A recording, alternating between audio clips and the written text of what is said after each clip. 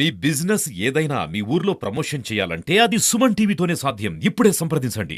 Hi hello నమస్తే, welcome to Suman TV. నేను మీ శ్రవంతి. ప్రస్తుతం మనం ఇప్పుడు ఎస్డిపిఓ ఆఫీస్కి అయితే మనం వచ్చినాము. సో ఇక్కడ డిఎస్పి నాగేంద్రచారిని మనం ఒకసారి కలుద్దాము, వారి గురించి తెలుసుకుందాము. సో ఈ మధ్య సార్ ఒక వీడియోలో అయితే మనకు కనిపించారు. ఆ వీడియో అయితే ఒకటి వైరల్ అయింది. సో అసలు సార్ ఒక కుల వృత్తిని మర్చిపోలేక కొలివి పట్టుకొని అయితే ఒక వీడియో అయితే అది చాలా వైరల్ అయింది. సో మనం ఒకసారి సార్ని అడుగుదాం, మరికొన్ని వివరాలు తెలుసుకునే ప్రయత్నం అయితే చేద్దాం. ప్రస్తుతం మనతో పాటు వెమ్లవాడ డిఎస్పి నాగేంద్రచారి గారు మనతో పాటు ఉన్నారు. సో మన సార్ గురించి చాలా విషయాలు అడిగి తెలుసుకునే ప్రయత్నం అయితే చేద్దాం. హలో సార్, నమస్తే. ఎలా ఉన్నారు సార్? ఫైన్, బాగున్నారా సార్? ఈ మధ్యలో మీ వీడియో ఒకటి వైరల్ అయింది. మీరు కుల వృత్తిని మర్చిపోలేక ఇప్పుడు ఆ కొలిమికి పన్ను పెట్టారు అంటే అది మర్చిపోలేకపోయారు. ఎందుకు సార్ అసలు అది అంటే ఎలా చేయాలనుకున్నారంటే మర్చిపోలేకపోయారా? ఫ్యామిలీ వృత్తిని మర్చిపోవడం అనేది సాధ్యం కాదు ఎవరైనా కూడా. కాకపోతే ఏంటంటే నాకు అక్కడ ఆపర్చునిటీ వచ్చింది కాబట్టి నాది నేను చూసుకోవడం కోసం ఆడ అంటే నన్ను నేను అందులో ఐడెంటిఫై చేసుకోవడం కోసం ఆ పని చేయాల్సి వచ్చింది. అనుకుని చేసింది కూడా కాదు. అది బంగారం పనిచేసే మా ఫాదర్ గోల్డ్ స్మిత్, చనిపోయేదాకా కూడా బంగారం పనిచేసేవాడు. నేను ఆ ఎలక్షన్ సీజన్లో ఆ ఊర్లో ఫ్లాగ్ మార్చ్ ఉండే, ఆ ఫ్లాగ్ మార్చ్ కోసం పోయినాను. ఆ పర్టికులర్ నేను ఆ ఫోర్సు ఆ ఊరికి రావడానికి నేను ముందయిన తర్వాత ఒక హాఫ్ అన్ అవర్ లేట్ అయింది వాళ్ళు నా దగ్గర ఆడికి రావడానికి. సో ఆ టైంలో బండి పక్క కాపుకుంటే ఈ కొలిమి కనిపెట్టది. కొలిమ అనేది మాకు చూడంగానే అన్నం పెట్టిన కొలిమి కాబట్టి చూసి కాసేపు ఆ పెద్ద మనిషితో మాట్లాడి ఆయన ఎట్లా బతుకుతున్నాడు, ఏం చేస్తున్నాడు అని ఆయన ఒకసారి పోలీస్ ఆఫీసర్గా మాట్లాడిన వ్యక్తిగా కూడా మాట్లాడిన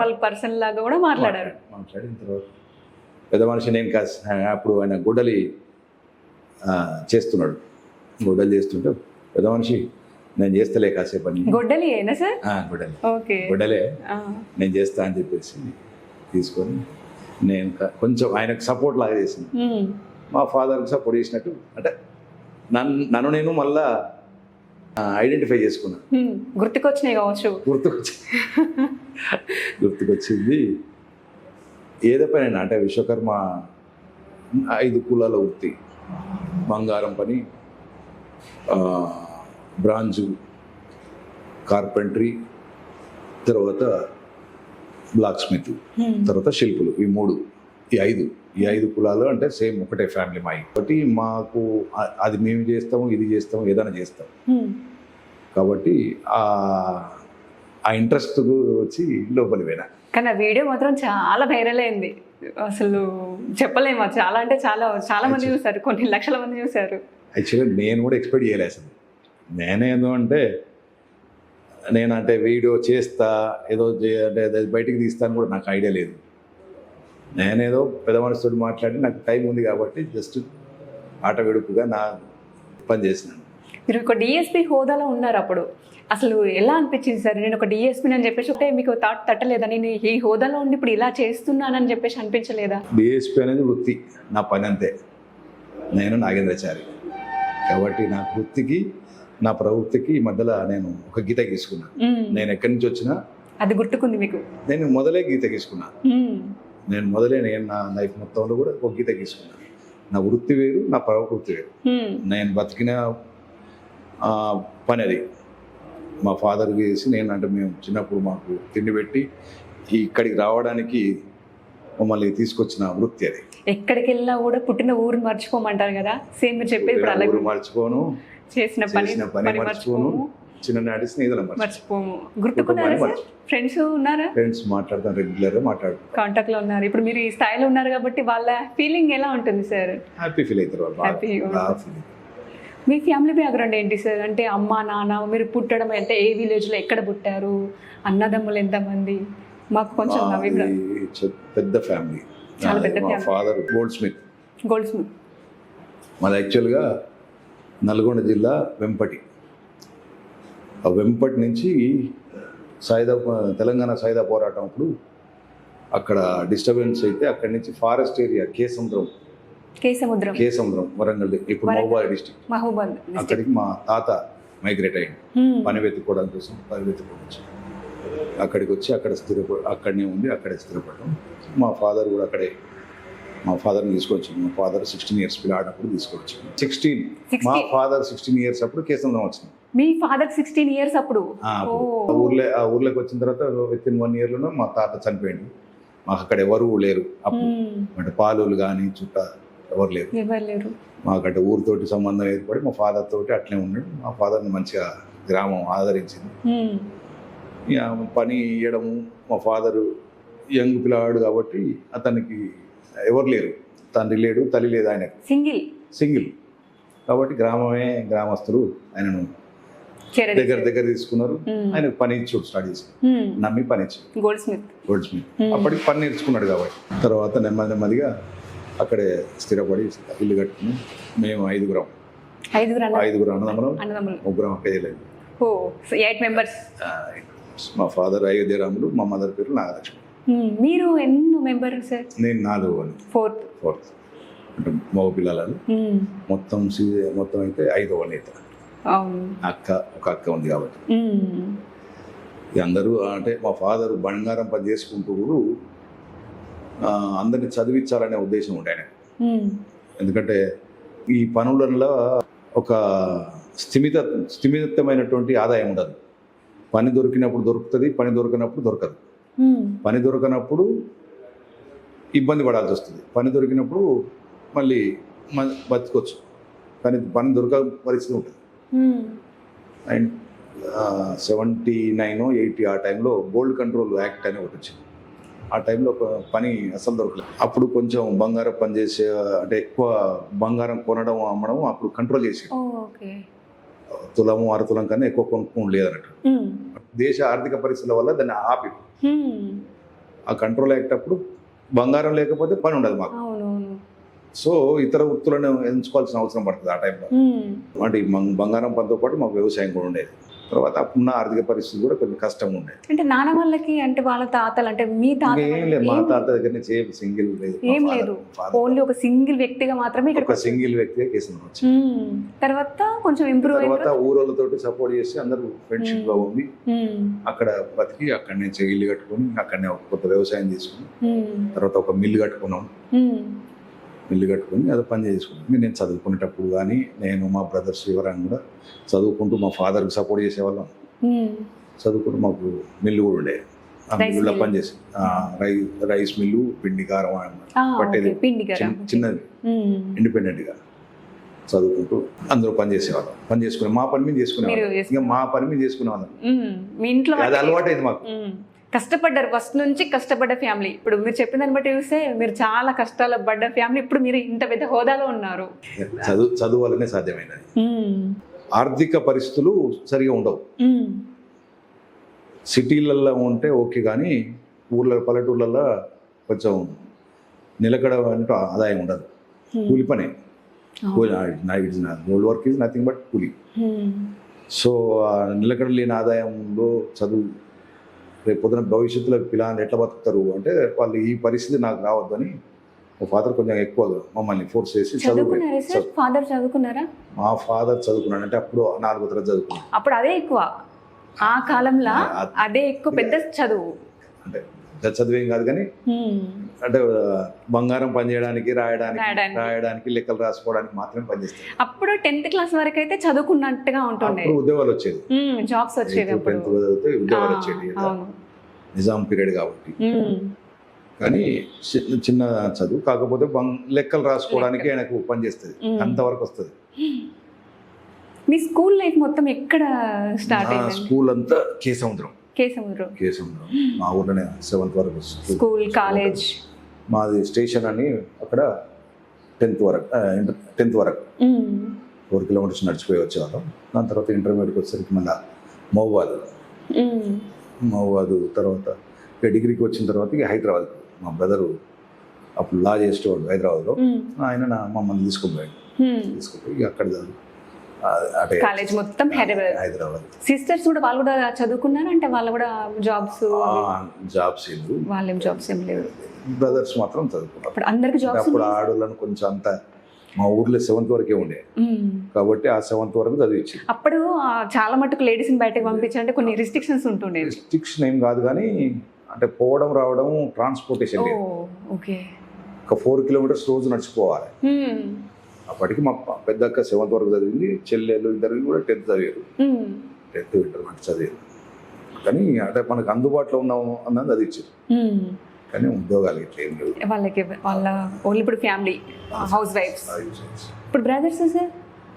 బ్రదర్స్ 5 పెద్దన్న ఒక ప్రైవేట్ టీచర్ పనిచేసాను, 2 అన్నయ్య అడ్వకేట్, 3 అన్నయ్య టీచర్, గవర్నమెంట్ టీచర్, నేను 4, తమ్ముడు కూడా అడ్వకేట్.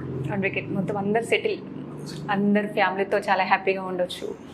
ఇప్పుడు మరి మీరు ఇప్పుడు ఎస్ఐగా పోస్టింగ్ ఎప్పుడు తీసుకున్నారు సార్? ఎస్ఐగా నేను 97లో గంభీరావుపేట ఎస్ఐగా పోస్ట్ వచ్చింది నాకు.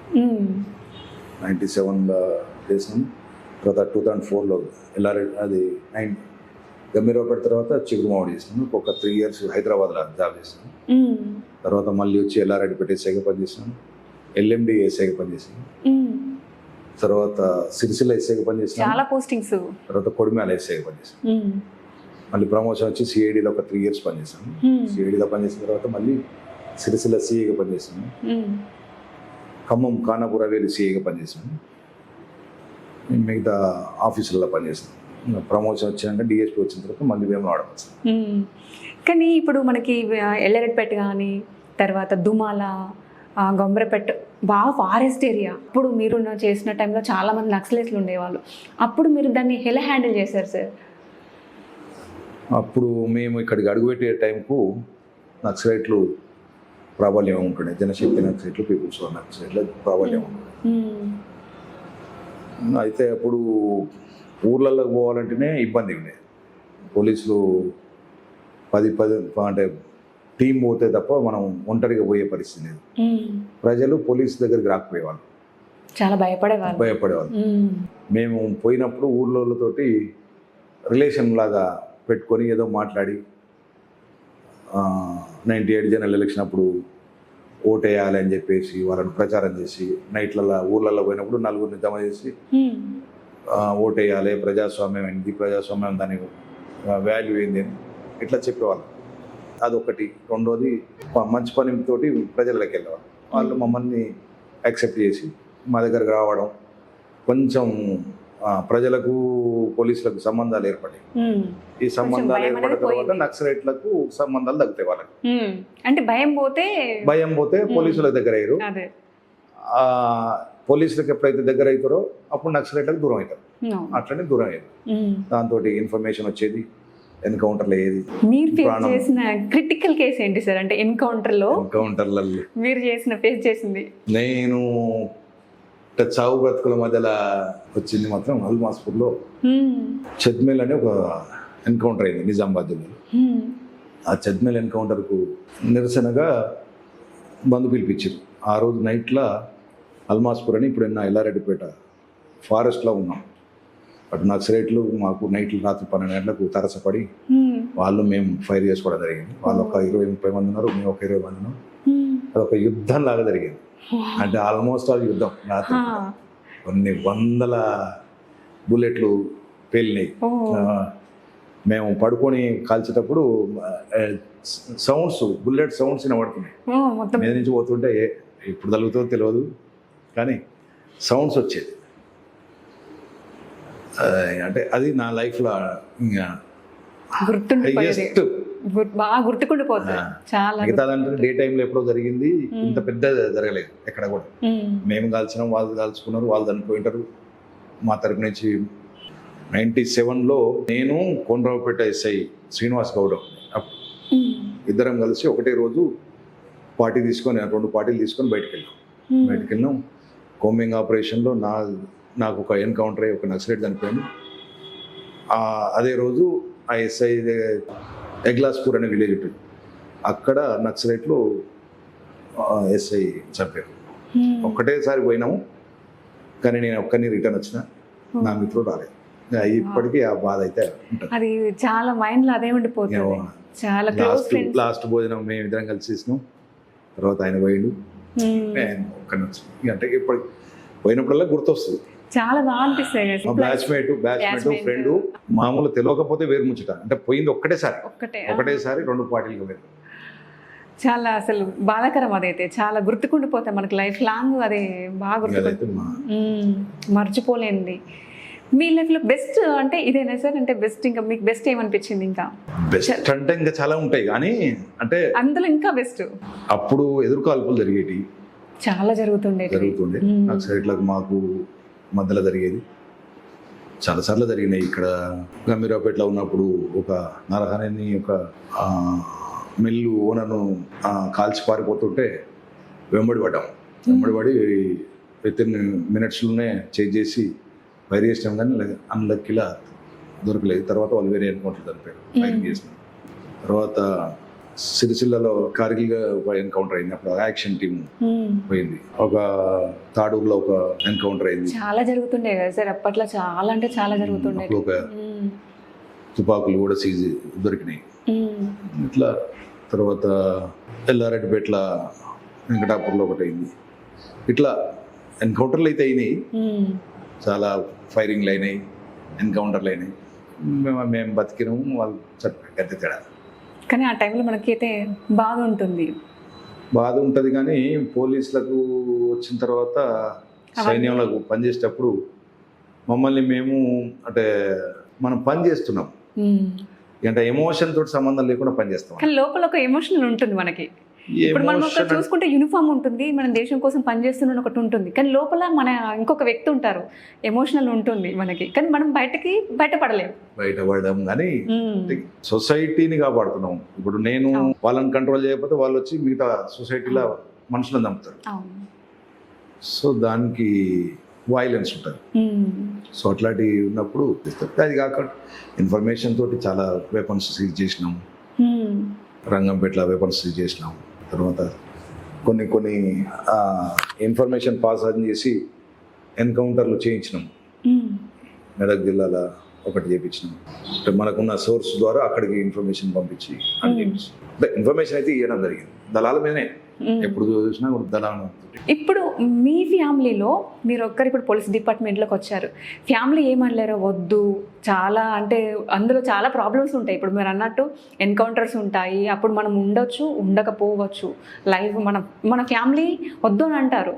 మీరు ఈ డిపార్ట్మెంట్ని ఎంచుకున్నారు కాబట్టి వద్దు అని చెప్పేసి వాళ్ళు ఏమన్నా ఆపారా? అంటే మా కొండ్రావుపేట ఎస్ఐ చనిపోయిన తర్వాత మా ఇంటి అతను శవం దహన కార్యక్రమం కోసం అతన్ని కూడా అక్కడ వరంగల్ జిల్లానే అక్కడికి పోయి అక్కడ దానం అయిపోయిన తర్వాత దగ్గరే మా ఊరు ఉంటుంది, పోయినాము. మా ఫాదర్ మాత్రం ఏడ్చాడు, ఈ వద్దు ఉద్యోగం వద్దురా, ఎట్లానే చేసుకొని బతకొచ్చు నువ్వు, నీ ఉద్యోగం అయితే వద్దు అని అన్నాడు.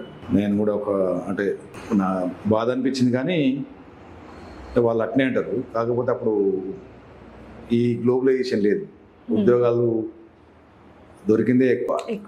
95లో 96, 97లో నీకు ఎంప్లాయ్మెంట్ ఆపర్చునిటీస్ కూడా రాస్తే ఎమ్మడే వచ్చింది, నాకు ఎక్కువగా తిప్పలు పడకుండా వచ్చింది.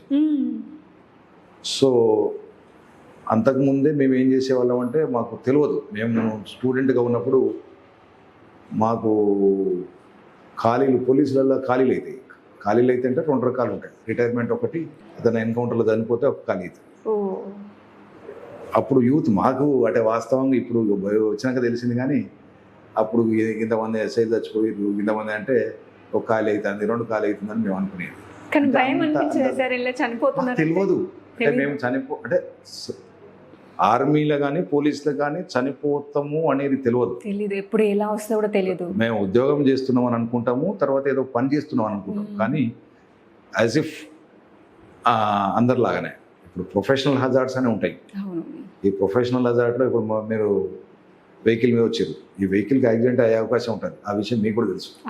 కానీ మీరు అదే వెహికల్ కానీ రిస్క్ శాతం తక్కువ ఉంటుంది మీకు. ఈ పోలీసులకు వచ్చినప్పుడు అప్పుడు ఉన్నప్పుడు రిస్క్ శాతం ఎక్కువ ఉంటుంది, ఇప్పుడు రిస్క్ శాతం తక్కువ ఉన్నది. మళ్ళా ఈ దేశం కోసము ఈ సొసైటీ కోసం దాదాపు చాలా మంది చనిపోయారు. అందులో కూడా మేము ఒకళ్ళు అయి ఉండొచ్చు ఒకవేళ చనిపోతే.